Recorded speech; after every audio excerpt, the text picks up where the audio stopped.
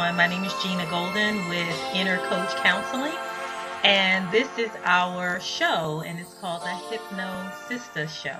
So, welcome everyone. And typically, if you've been watching my videos and following me, you know that I have been doing kind of some psychoeducation about hypnosis and how it can benefit you as a whole. However, today I actually have a guest, and probably more and more I'll be interviewing people so that you can hear more than just from me. You get to hear from other people who are hypnotherapists or hypnotists or counselors or someone in the field to help you elevate yourself, elevate your mind, and to make changes. So today we actually have a gentleman named Steven Rollins, and I'm going to read briefly about who he is, okay? And so if you don't mind, I'm going to read off my notepad here. So Mr. Rollins is a certified hypnotist with the National Guild of Hypnotists. He is the owner of Explore Hypnosis in Manassas, Virginia. And as a certified hypnotist, he uses goal-focused hypnosis techniques to achieve client objectives. His area of expertise include weight loss, smoking cessation, organization, that's a good one, improving sleep habits and quality, pain management, fear issues, and growth. So he is a licensed mental health professional. I'm sorry, he is not a licensed mental health professional or a medical professional and does not diagnose illness. He does not provide psychotherapy, counseling, or medical advice, or any other medical or mental health service that would require a license to do so. But however, he is a trained professional hypnotist who uses goal-focused hypnosis to enable and support change, because that's what it's all about. So aside from hypnosis, Mr. Rollins is a veteran with 25 years of service in the Marine Corps, and he still supports the Marine Corps as a subcontractor working for his own company. So, and his company is called Oasis Consulting and Technical Services. He has a bachelor's degree in psychology and a master's degree in Homeland Security. And his specialization is countering weapons of mass destruction. Oh my goodness. He's been a tournament chess player and was once on the Marine chess team. He is also a genealogist, and he's currently working on a family tree project to map the entire history of his grandfather's ancestral home in Bimini, Bahamas. And he told me the story about Bimini, Bahamas, so hopefully he'll tell you a little bit about that. And just so you know, you can contact him at shrollins@explorehypno.org if you want more information about Mr. Rollins. So welcome, Steve Rollins. Thank you. So today we're going to focus on how you can put your subconscious mind to work for you through the use of hypnosis, right? And so Mr. Steven Rollins is going to talk a little bit about that. I am going to just ask him some questions. He already told us, I guess you were originally from the... Well, I was exposed to it a little bit during my my bachelor's work in psychology, and of course we've all seen hypnosis shows and what have you. But then I met someone about 12 years ago who was an actual hypnotist, African American woman from down in Atlanta, and I got to see her in action, you know, up close, and I really couldn't believe it worked. And I challenged myself to learn to go through the process to learn hypnosis to prove or disprove. I'm an analyst. So I wanted to prove or disprove for myself if it worked or not, if it was real or not. And I think that's probably how most of us get started. It becomes an awesome thing that we experience. Like you said, either want to prove it or disprove it. And once we find out that it has some credence and that it does work, a lot of us get into it for that very reason. But after the show, I'm going to ask you about who this Atlanta lady is, because I know a couple of them here. So what, because of hypnosis and all that it means for so many different people, and because most people are first exposed to hypnosis through entertainment or television or sideshows or things like that, they kind of embrace a lot of myths about hypnosis. The movies kind of help us to feel that, we're going to all like something is going to happen. We're going to take over the world or people's minds. So how can you help to dispel some of the myths or even deal with some of the myths that you've heard your clients or customers talk about? Actually, I found it to be very helpful. I do a kind of a class before I do any session that explains what hypnosis is, how it works, a lot of the stuff that we're going to be covering today. But I found it very helpful to have them ask me their questions, ask me, tell me the things that they've heard so I can debunk them right then and there and give them a better sense of what the reality of things. Gotcha. So I Really think do. okay, you froze up just for a minute. So say that last sentence. That people will say that in hypnosis you can't make someone do something they wouldn't ordinarily do.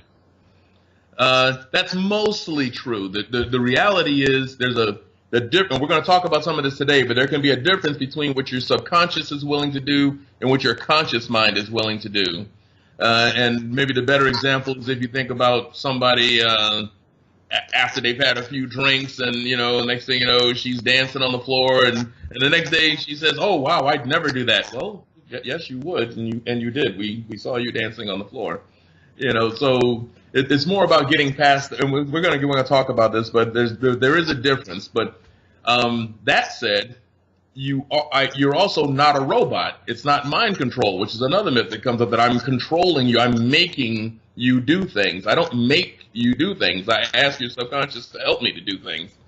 And it's only going to do the things that it wants to do.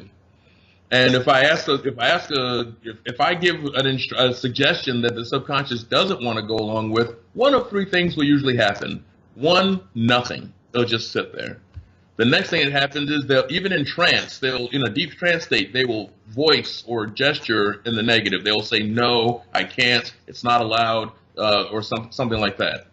The next thing that could happen is, as we'll talk in a little bit, the subconscious doesn't really do decision making, so it'll just abdicate and pull the conscious mind back in and basically bring them out of trance because it doesn't want to make a decision. So it'll bring the conscious mind, come out and they'll come out of trance.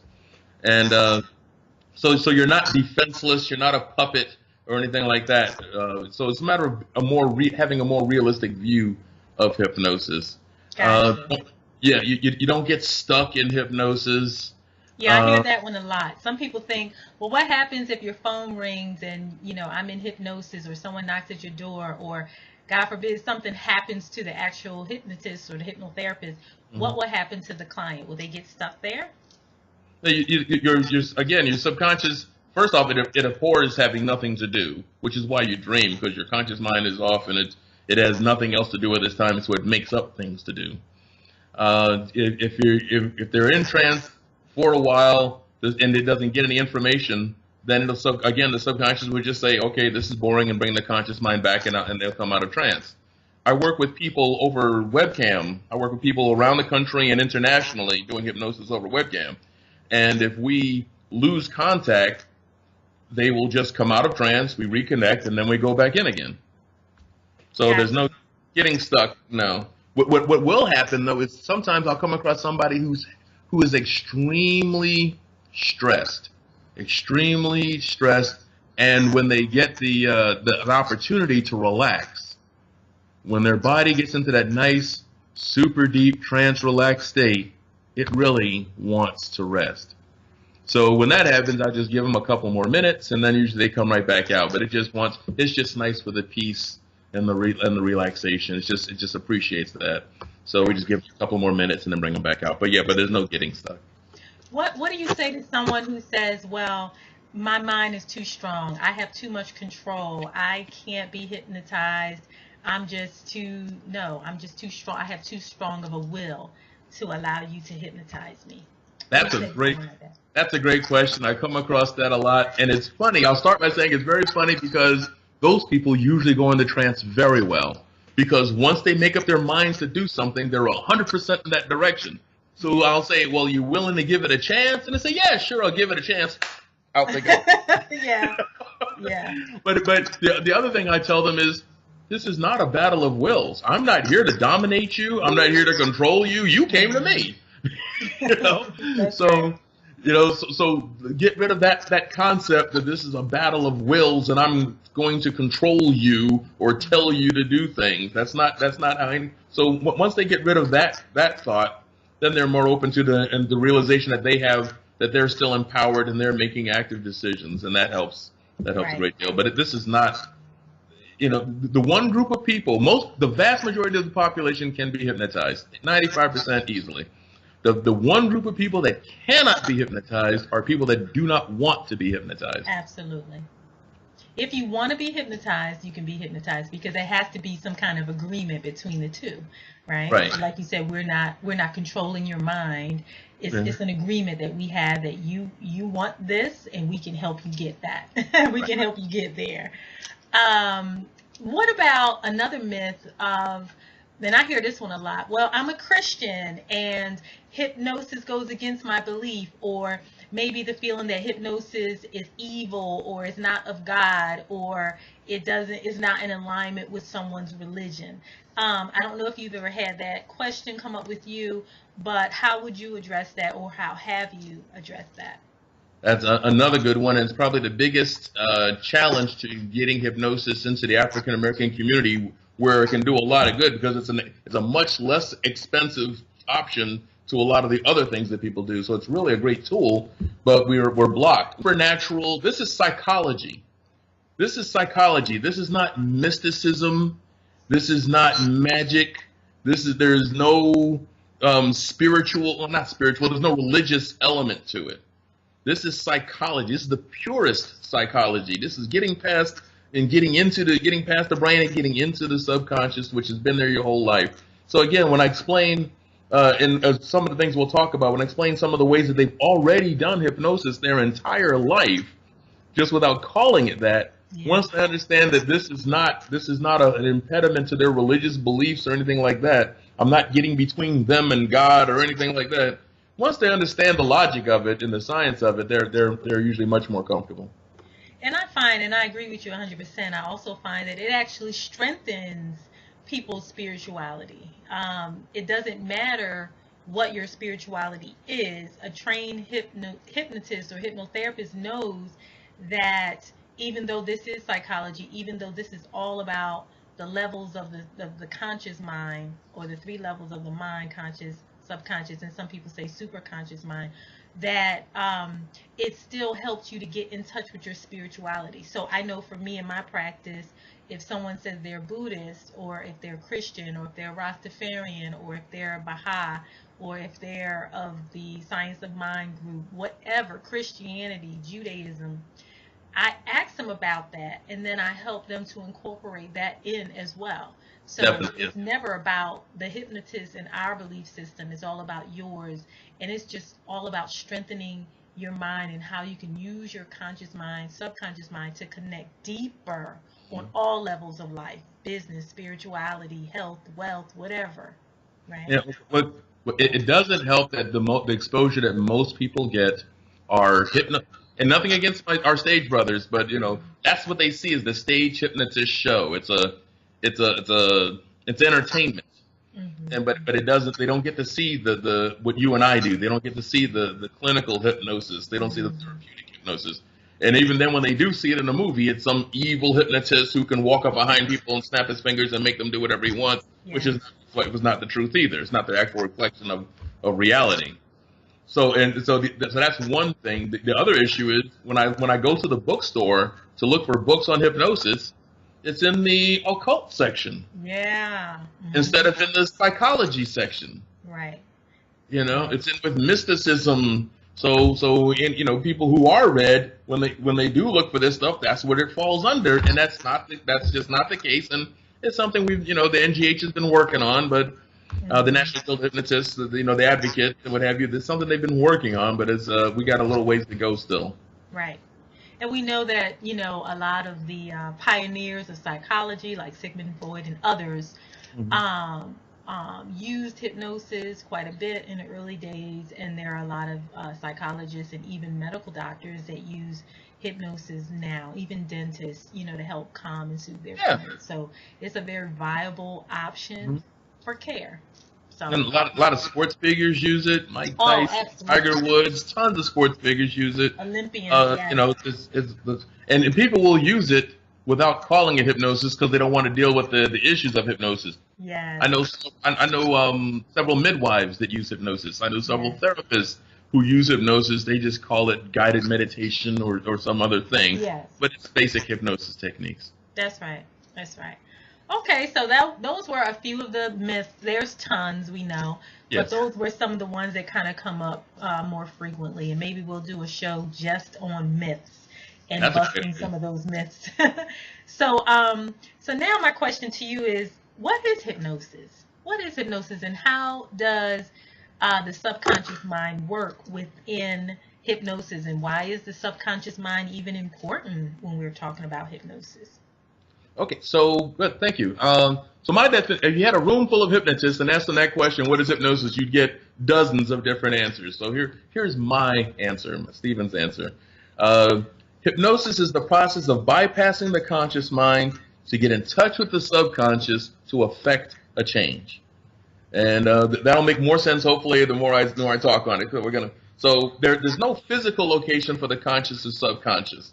So these are constructs that I'm giving you, just examples. So let's think about the conscious mind here, this evolved brain. So this is the forward-thinking, strategizing, calculating, decision-making, the executive section.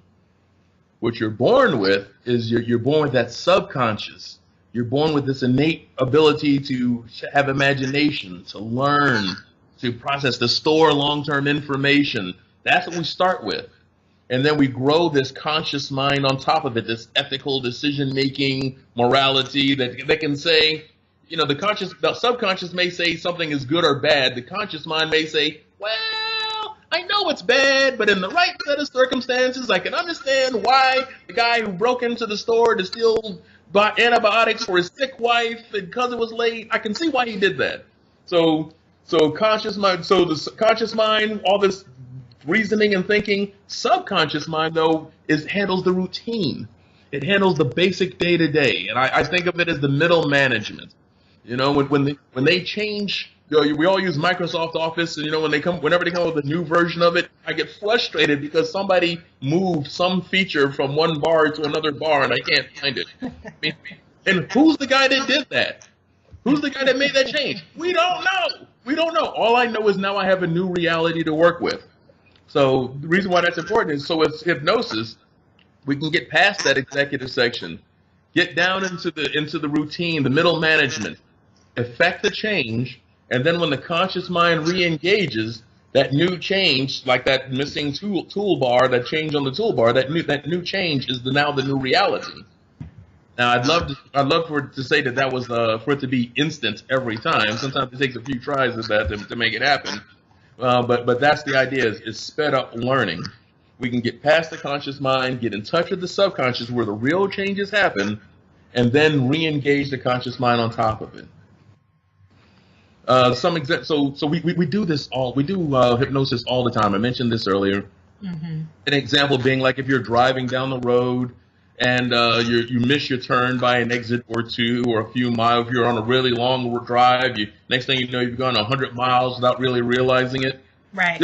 So, that's an example of everyday hypnosis. Or like if you're reading a book and you get really sucked into the plot line and next thing you know, you've knocked out 150 pages without really realizing the passage of time.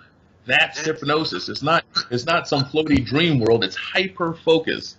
So when you were doing that drive and you missed the turn, who was driving the car? What do we say? We say my mind was someplace else. We say I was on autopilot. I zoned out. Whenever we've used those phrases, we were talking about hypnosis. Mm-hmm. So when you were driving the car and you were on autopilot, who was driving the car? The answer is your subconscious.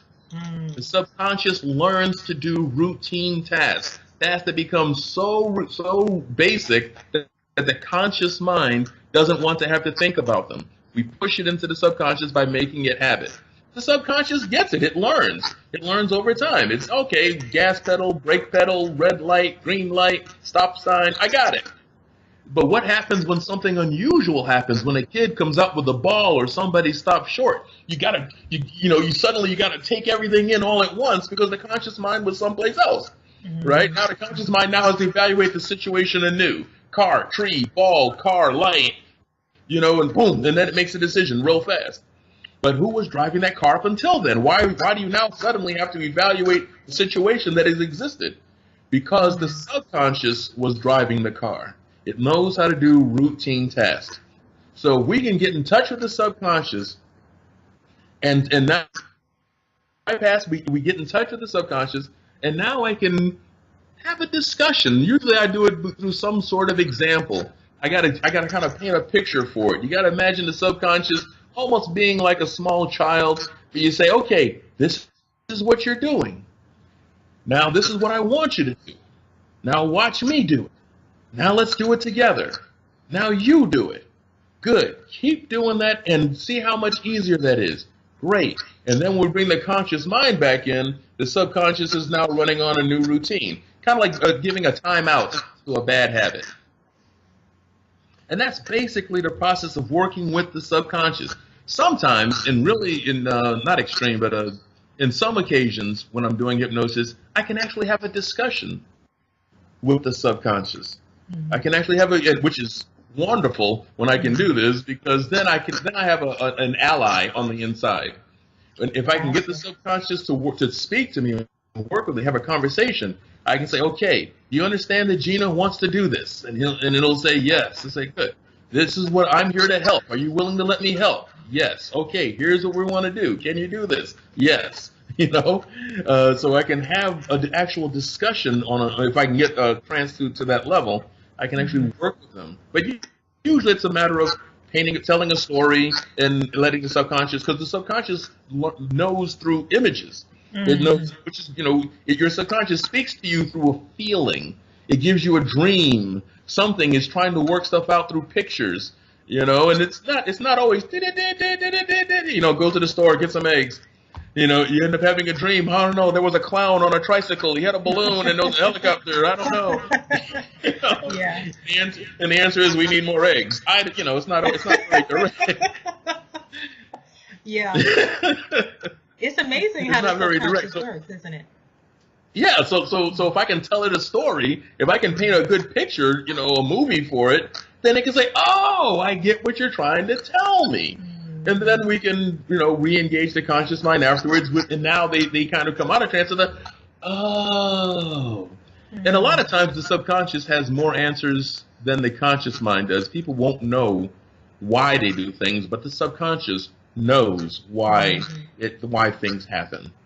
And that's your job. That's your job as a hypnotist, to kind of uncover that reason, because most of us operate from our conscious mind and we set goals. Like whether, I want to lose 20 pounds this new year, or I'm going to jog 5 days a week, or I'm going to stop smoking.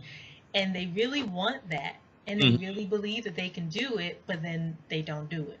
So there's some kind of disconnect between the conscious mind and the subconscious mind, right? Yes. And so that's where we come in, right? Yes. And try to bridge that gap. And again, the subconscious is working on a routine. It does what it thinks the right thing is based on your history. As I sit here right now, I'm the accumulation of 52 years of life experiences that have all trained my subconscious to respond certain ways to certain situations. And even when we believe that we're acting, we're taking action, most times we're reacting to whatever the subconscious thinks is the right answer in this situation. Right. Absolutely. So that's kind of the short version of but the point is that we can get past the conscious mind and get in touch with the subconscious. I said, remember that definition, to affect the change, to lose weight, to stop smoking, to become more organized, to get more sleep, whatever the change, to not be afraid of this or that anymore. Whatever that change is, we got to get past this part, because if all it took was this part, we wouldn't need therapists, hypnotists, anything like that. And but I also want to bring up that it doesn't take hypnosis for suggestions to take effect. You know, if you had to be in trance for hypnosis to work, we'd never see a commercial. We'd never see an ad in a magazine. We're bombarded with suggestions daily. Okay, so Gotcha. but this is about working on a deeper level of the because that's what they're trying to get past their conscious mind with the commercials. They try to tell us what to wear, what to drink, how to look, how to act, all through the commercials. But they're not aiming at your reason; they're aiming at your subconscious. Mm. So that's the whole business of advertising is like, how do we get past their conscious thought, which tells them not to spend that money, and get them to spend the money. Mm-hmm. Mm-hmm. So Gotcha. this is a more focused effort to get past the conscious mind, to get in touch with the subconscious, to affect a change. Right, right. And so, how do you get your clients there? How do you, for someone who said they've tried everything, they've tried everything, they've tried prayer, they've tried affirmation, they've tried putting sticky notes all over the house, they've tried journaling, they've tried so many different things, and they come to you and you tell them all about the subconscious mind. How do they go from their conscious awareness to their subconscious mind? How do they get access to that? Well, that then becomes my job. That is the nature of my job. Is again, if we could do it all with this part, we wouldn't need anybody else. So we have to get past that part through the hypnotic process, through the induction process, and then it's a matter of using the right technique for the right person, to get the right effect, and really to get the subconscious on board with the desired change. Once the subconscious is on board, then the conscious mind is in tow. The subconscious mind, conscious mind will now keep going. Sometimes it's a matter of getting past something that's keeping them from moving forward, and it may be some issue from way. I had a lady who overstudied, had a lot of test anxiety. And this is a grown woman, 30 something years old, lots of test anxiety. Luckily, she was a great hypnosis subject. Got her in the trance, talked to the subconscious, asked the subconscious about the test anxiety. Turns out, when she was about 12 or 13ish, she got into an argument with her father about something that was on the news. And, she's feeling grown. And, it wasn't a head clash so much as just her 13-year-old not really understanding how the world functions. Why don't they just do this? And the father looks at her and says, "You don't know anything." Mm, mm-hmm. Now, did he mean she was stupid? Did she mean she was an idiot? No.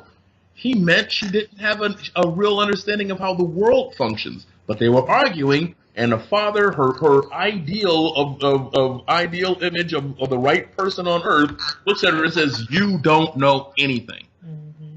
And that went straight into the subconscious and became part of her core being. So Yes. from that point forward, when she has to prove knowledge, she must ensure she knows everything. She must prove it to the point of causing anxiety Yeah. to prove what she knows. Once we got past that part, then there's a lot of techniques to use to help the subconscious let that part go. Let's leave that part alone. That part doesn't have to affect us today. There's lots of techniques that do that. But once we got past that part, she was fine. Mm-hmm. She was Mm-hmm. fine with tests. She understood the nature of it, but that's what was causing the anxiety. Did she remember that argument? Not really. Mm-hmm. Well, Mm-hmm. she did But her after I brought subconscious it up. mind did, Yeah. because it records everything. Mm-hmm. Yes, yes, and I have so many tales like that where some word spoken innocently ends up lingering or having an effect, years and years later. Yeah. And that's a great example because it shows that, especially when we're of a certain age, some kind of significant event like that, we either accept it or we believe it as our truth. And that person, like you said, the father, he only said it the one time, but she'll take it and it becomes her internal dialogue for the rest of her life Hmm. until she decides to do something different.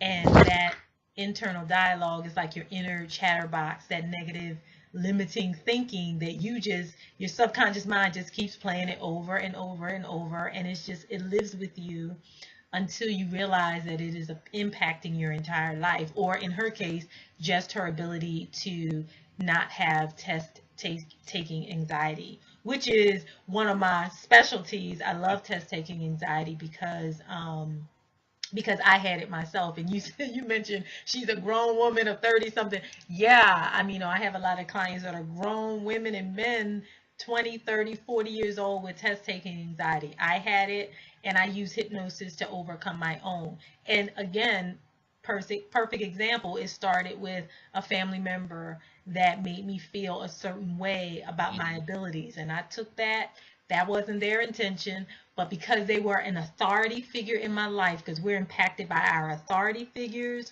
such as teachers, preachers, parents.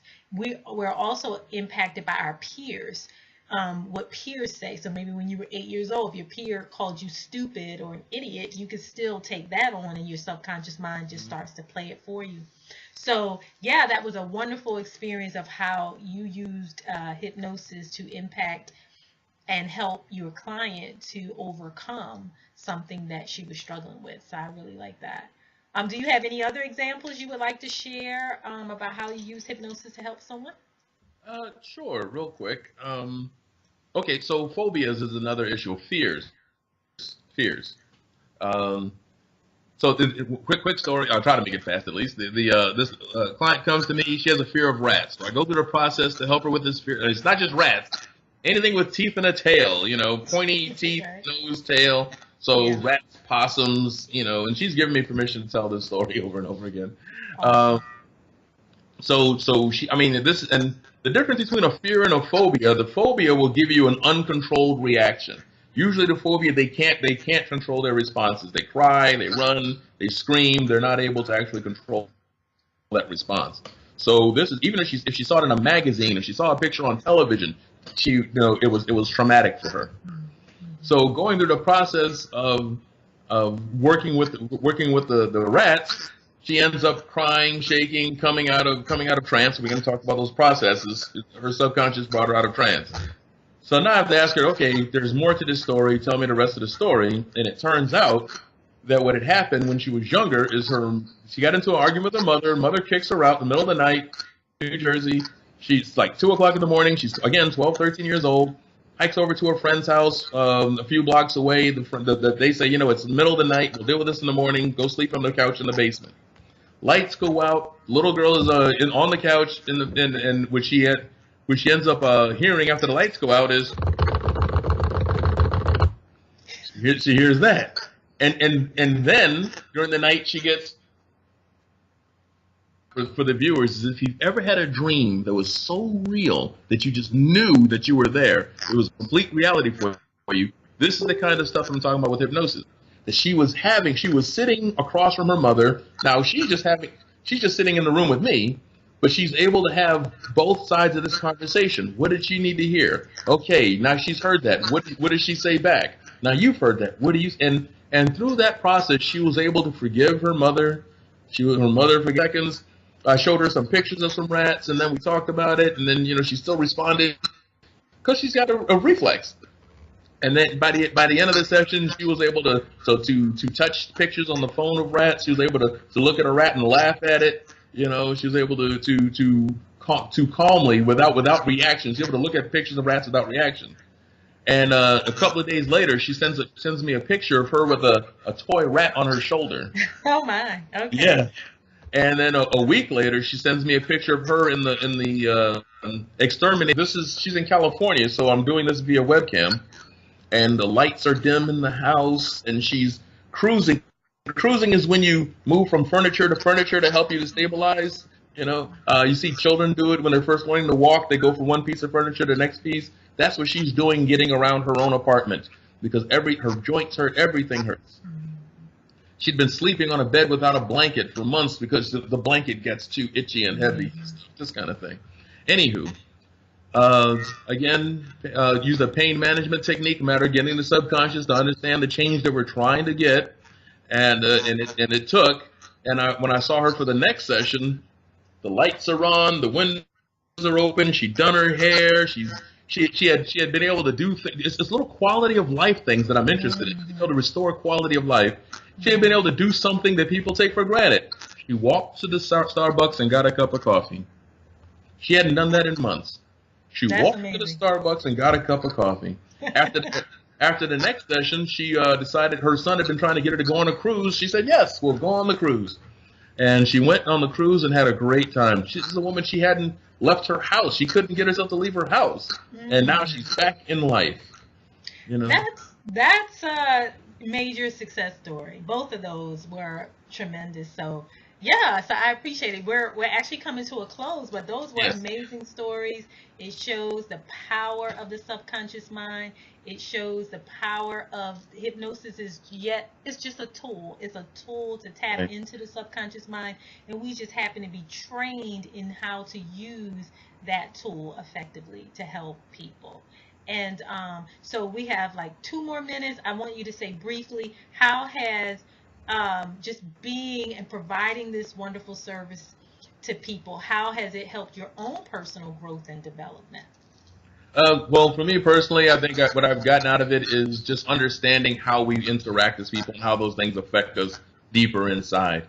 I'm probably I think a little bit more about how I speak to people and what I say with the understanding, but also understanding that when I'm reacting to things, there may be a deeper reason for why I feel a certain way about something. And I take a couple of seconds to kind of evaluate myself before I knee-jerk too much.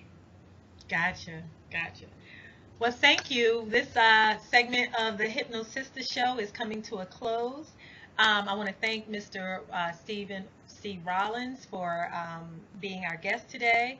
And if you wanted to contact him, you can reach him at shrollins@explorehypno.com. Once again, that's S as in Sam, H as in Harry, Rollins, ROLLINS